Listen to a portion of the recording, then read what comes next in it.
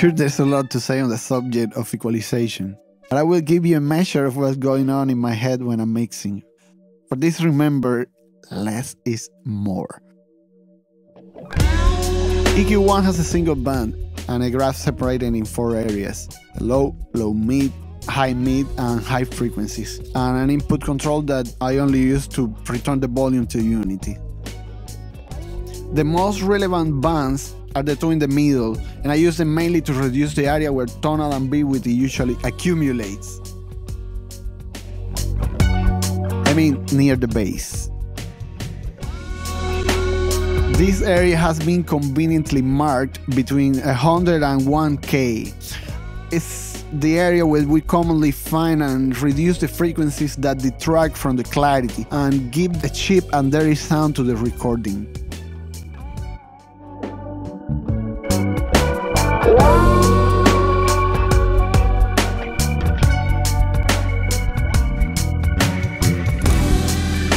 On the other side, between 1K and 10K, another type of resonance is found, the shrill ones.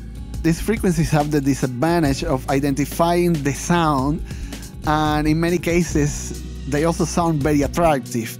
But unless it is a singer or a solo instrument, all they are going to do is undermine the clarity and crowd the front of the stage.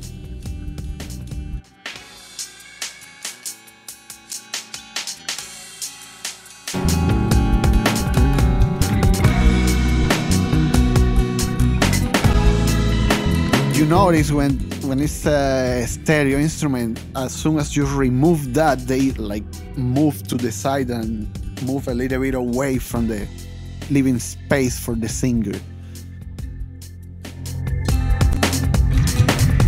Between 20 and 100 Hz lies the sub-bass. These are the lowest octave of the audible spectrum, so it's very difficult for us to identify a note by ear without the proper equipment. Now, professionals from the main branches of the industry agree that in this area it is better not to use the popular low-pass filter for many reasons. Mr. G Channel recommends not using it unless we have a sufficiently clear and powerful reason, since the nature of this type of filter could bring more problems than solution to the sound. On the other hand, Bob Katz recommends not using them without a powerful listening system, and I'm quoting this from memory, due to the importance of this area in the correct development of reverbs and other instruments. And if you cannot hear what's going on right there, down there, you better leave it to a mastering engineer for it to decide if it needs to be cut or not.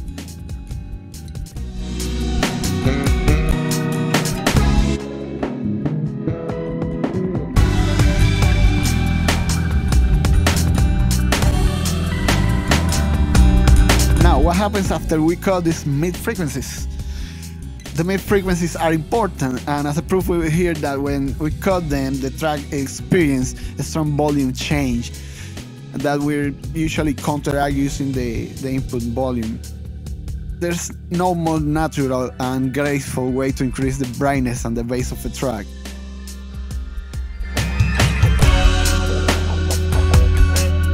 Now, how could you improve this infallible system?